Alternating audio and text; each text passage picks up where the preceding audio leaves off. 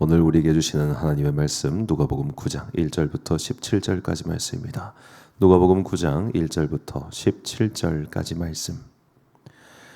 저와 함께 한 절씩 교독하시겠습니다.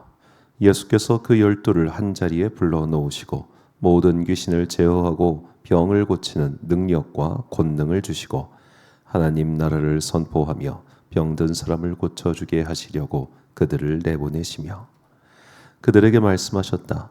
길을 떠나는데 아무것도 가지고 가지 말아라.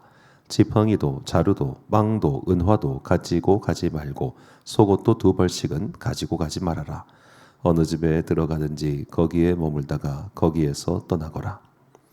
어디에서든지 사람들이 너희를 영접하지 않거든 그 고을을 떠날 때에 너희 발에 묻은 먼지를 떨어버려서 그들을 거스르는 증거물로 삼아라.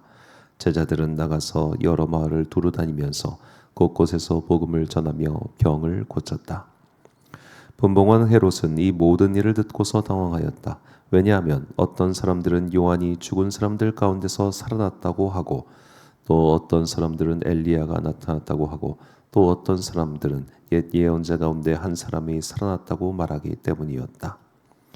그러나 헤롯은 이렇게 말하였다. 요한은 내가 목을 베어 죽였는데 내게 이런 소문이 바닥에 들리는 사람은 누구인가?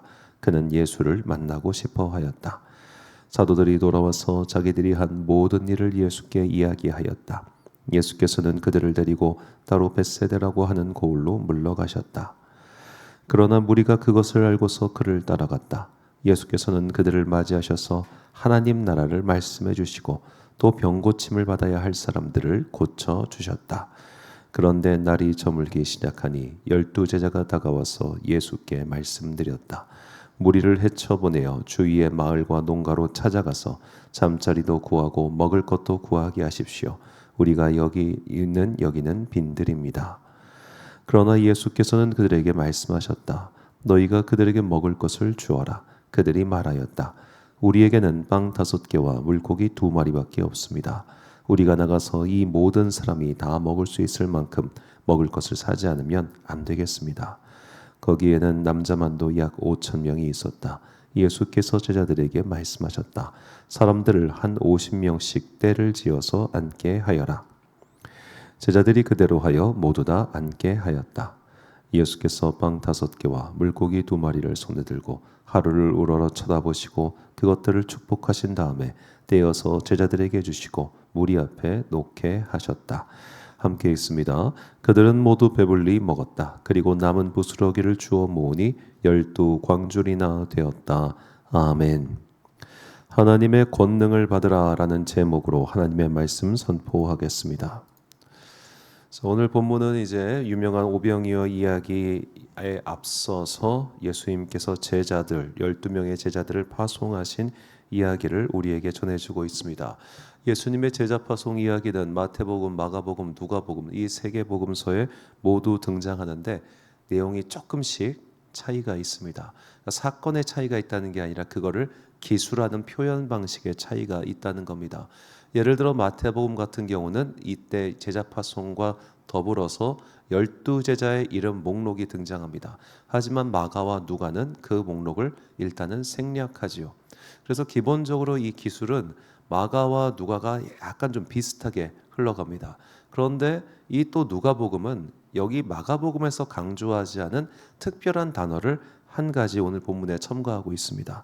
본문 1절 말씀을 보면 자, 마가복음 6장 7절은 12제자를 부르사 둘씩 보내시며 더러운 귀신을 제어하는 권능을 주셨다라고 하는 권능만 나오는데 오늘 본문 1절을 보면 예수께서 12제자를 불러 모으사 모든 귀신을 제어하며 병을 고치는 능력과 권위를 주시고라고 그렇게 나옵니다.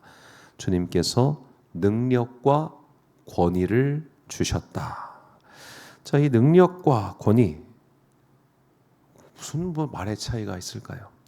원문을 보니까 능력은 헬라어로 dynamis인데 이 dynamis는 외적으로 발현되는 힘을 가리킬 때 종종 사용합니다. 이게 중요한데 이 헬라어 구약 성경에서 우리가 이제 구약엔 많이 나온 표현 만군의 하나님 히브리어로는 엘샤다이를 번역할 때 dynamis를 쓴다는 거예요. dynamis 하나님의 권능, 하나님의 능력 이런 겁니다. 권위, 엑수시아는 보통 내적인 힘을 가리키는데 사용한다고 합니다. 그런데 엄밀하게 따져서 저 디나미스와 엑수시아가 그렇게 완전히 구별되어 사용하는 단어는 아니라고 합니다. 굉장히 섞여 사용하고 있기 때문에 명확하게 구분하기는 좀 어렵지만 그래도 대략적으로 학자들이 구분을 할 때 디나미스는 외적 능력, 엑수시아는 내적인 능력 이렇게 구분을 하더라고요. 자, 이렇게 능력과 관련된 가장 유명한 성경 구절 말씀은 역시 사도행전 1장 8절일 겁니다. 오직 성령이 너희에게 임하시면 너희가 권능, 디나미스를 받고 예루살렘과 온 유대와 사마리아 땅 끝까지 이르러 내 증인이 되리라 하시니라. 아멘. 자, 성령이 우리에게 임하면 권능이 임한다는 거예요. 그런데 그 권능은 어떤 권능이냐? 이 성경의 저자들이 구약 성경을 헬라어 성경으로 봤다는 게 굉장히 중요합니다. 그러니까 이 사람들이 말하는 권능이란 바로 만군의 하나님이 가지고 계신 그 능력, 그 능력을 성령님, 삼위일체 성령님을 통해서 우리가 받게 된다는 거예요. 하나님의 능력이 우리를 통하여 발현되는 것. 이것이 권능입니다. 이것이 권능. 자, 그래서 이 권능 혹은 능력과 권위를 이제 어느 신학자가 이제 사전에서 이렇게 정리를 했는데, 권능을 받는다고 하는 것은 성령을 받는 것이며, 성령을 받은 그리스도인은 그 권능, 능력에 따른 권위를 갖게 된다는 겁니다. 이런 비유를 들을 수 있겠는데요. 자, 내가 여러 가지 시험에 임용고시 통과해가지고 학교 선생님이 되었습니다. 이제 국가로부터 교사로서의 권능을 위임받았죠. 그렇게 권능을 위임받으니까 교실에 딱 섰을 때 학생들로부터 권위를 받게 된다는 겁니다. 자, 우리가 성령님을 통해서 하나님의 능력을 받으면 우리에게 그리스도인으로서의 권위가 드러납니다. 자, 그 권위가 드러나는 사건, 그리고 권위를 잃어버린 사건을, 권위가 없는 자에 대한 사건, 이거를 명확하게 보여주는 게 사도행전 19장에 나오는 바울의 이름을 흉내내서 귀신을 쫓아내려고 하다가 오히려 귀신한테 당한 그 사건입니다. 사도행전 19장 13절과 15절 말씀 보면, 이에 돌아다니며 마술하는 어떤 유대인들이 시험 삼아 악기 들린 자들에게 주 예수의 이름을 불러 말하되 내가 바울이 전파하는 예수를 의지하여 너희에게 명하노라 하더라. 악기가 대답하여 이르되 내가 예수도 알고 바울도 알거니와 너희는 누구냐 하며 그들을 잡아뜨렸다 라고 말을 하죠. 자, 우리가 그저 나사렛 예수 그리스도의 이름으로 명한다 라고 말할 때 귀신이 떠나가는 게 아닙니다. 내 안에 성령님의 능력이 있어야 된다는 겁니다. 그래야 권위가 발생하죠. 성령님께서 주시는 하나님의 권능, 하나님의 능력. 제가 이 두 개 단어가 이제 각각 신약 성경에서 120번 그리고 90번 이거 사용한 단어이기 때문에 어제 이제 용례를 쭉 살펴보는데 좀 놀란 게 있어요. 보통 우리가 성령님의 은사, 예를 들어 성령님의 열매라고 하면은 목록화되어 있잖아요. 뭐 성령님의 은사, 뭐 예언의 은사, 뭐 기적을 행한 여러 가지 은사들 이런 식으로 목록이 쭉 나오는데, 그렇다면 우리가 권능, 이 디나미스를 받으면 할 수 있는 일들이 뭘까라고 했을 때 그거에 대해 나오는 게 별로 없어요. 성령님을 통해서 우리에게 발현될 수 있는 하나님의 권능은 예를 들어 뭐 무슨 종류가 있고 무슨 종류가 있고 무슨 종류가 있다 이런 식으로 성경은 설명하지 않아요. 바꿔 말하면 성경은 성령님을 통하여 우리가 받아서 우리를 통해 다시 또 발현되는 이 하나님의 권능에 제한을 두지 않는다는 겁니다. 제한을. 저도 좀 그런 사람인데, 출애굽한 이스라엘 백성이 광야에서 새로운 문제를 만날 때마다 모세를 원망합니다. 우리는 그 모습을 보면서 쟤들 참 멍청하다. 아니 10가지 기적을 일으키시고 홍해를 가르시고 그렇게 모든 문제를 해결하신 하나님께서 광야에서 물을 못 내시겠냐, 그 하늘에서 고기를 못 떨어뜨리게 하시겠냐 이렇게 생각하잖아요. 우리는 이야기를 다 알고 있으니까 그렇게 생각하는 거지만 정작 우리도 성경에 기록되지 않은 일들이 일어날까? 라고 하는 의구심을 갖고 있잖아요. 그렇기 때문에 저는 이 신약 성경의 저자들 궁극적으로 하나님께서 이 뒤나미스는 어떤 종류의 것이다, 이렇게 발현될 거다라는 제한을 두지 않으신 거라 그렇게 생각합니다. 즉 우리를 통하여 나타낼 수 있는 하나님의 권능은 감히 그 누구도 제한할 수 없고 감히 그 누구도 상상할 수 없다는 겁니다. 온갖 종류의 일들이 일어날 수 있죠. 우리가 이것을 체험해야 됩니다. 우리가 이것을 겪어야 됩니다. 고린도전서 4장 20절 말씀 보니까 하나님의 나라는 말에 있지 아니하고 오직 능력에 있음이라. 아멘. 이 능력을 체험하고 이 능력을 덧입어야 우리가 권위를 가지고 하나님의 나라 일을 할 수 있다는 거예요. 권위를 가지고. 신학교를 나왔다고 해서 권위가 있는 것도 아니고, 어떤 학교를 나왔다고 해서 권위가 있는 것도 아니고, 큰 교회 출신이라고 해서 권위가 있는 것도 아니라는 것쯤은 이제는 좀 알아야죠. 정말로 권위는 어디서 오는가? 바로 성령님의 능력이 나에게 임했을 때, 그리고 그 능력을 발휘하면서 살아갈 때 내 안에 그리스도인으로서의 정체성이 점점 더 공고해지고, 그때 우리의 삶에서 권위가 등장하는 겁니다. 삶을 살아내야 권위가 생기죠. 부모의 말이 애들한테 씨알이 먹히려면 부모가 그렇게 살아야 될 거 아닙니까? 부모가 맨날 소파에 앉아서 이거 그냥 스마트폰을 보고 있으면서 애들한테 야 공부해 안 해? 이러면 애들이 하겠어요? 권위가 없잖아요. 가장의 권위든 부모의 권위든. 그런 권위를 얻기 위해서는 능력이 필요하고, 능력을 얻기 위해서는 성령님께 간절히 구해야 한다는 겁니다. 우리는 이 능력으로 살아가는 사람들입니다. 고린도후서 6장 6절과 7절, 그리고 데살로니가전서 1장 5절 말씀 세번역 성경으로 노란색 부분만 읽어드리겠습니다. 우리는, 사도 바울입니다, 하나님의 능력으로 이 일을 한다라고 말하죠. 그리고 우리는 여러분에게 복음을 말로만 전하는 것이 아니라 능력과 성령과 큰 확신으로 전하였습니다. 능력으로 전하였다. 하나님의 능력으로 내가 이 일을 한다. 단순히 나의 의지와 계획과 어떤 것을 따라서 하는 것이 아니라 오늘 성령님께서 주시는 그 권능으로, 그 힘으로 권위를 가지고 이 일을 하고 있다는 거죠. 우리가 이렇게 성령님의 능력을 반드시 취해야 되는 이유가 있습니다. 하나님의 권능이 우리를 통하여 발현될 때까지 열심히 주님께 그 권능을 바라고 기도해야 되는 이유가 있습니다. 뭘까요? 바로 우리의 믿음 생활에는 고난이 오기 때문입니다. 디모데후서 1장 8절 말씀 보면, 그러므로 그대는 우리 주님에 대하여 증언하는 일이나 주님을 위하여 갇힌 몸이 된 나를 부끄러워하지 말고 하나님의 능력을 힘입어 복음을 위하여 고난을 함께 받으십시오. 함께 받으라. 능력과 고난은 함께 옵니다. 능력과 고난은. 우리가 믿음 생활을 열심히 하면 열심히 할수록 저는 항상 우리 성도님들이 형통하기를 바랍니다. 형통하기를. 그런데 이 형통을 하나님이 그냥 뻥 뚫린 대로 해서 너 시속 200km 밟고 쫙 나가라, 이런 형통함을 잘 안 주시더라고요. 고난을 곁들여서 주세요. 고난을. 그렇기 때문에 내가 정말로 성령님의 능력을 덧입어서 이 능력을 가지고 그리스도인으로서의 권위를 품며 살아갈 때, 그냥 평탄하게 하는 것이 아니라 그때마다 고난이 오기 때문에, 환난이 오기 때문에 우리는 성령님의 능력을 항상 구해야 됩니다. 항상. 하나님 나에게 권능을 주옵소서. 하나님 나에게 성령님 능력을 주옵소서. 항상 기도해야 돼요.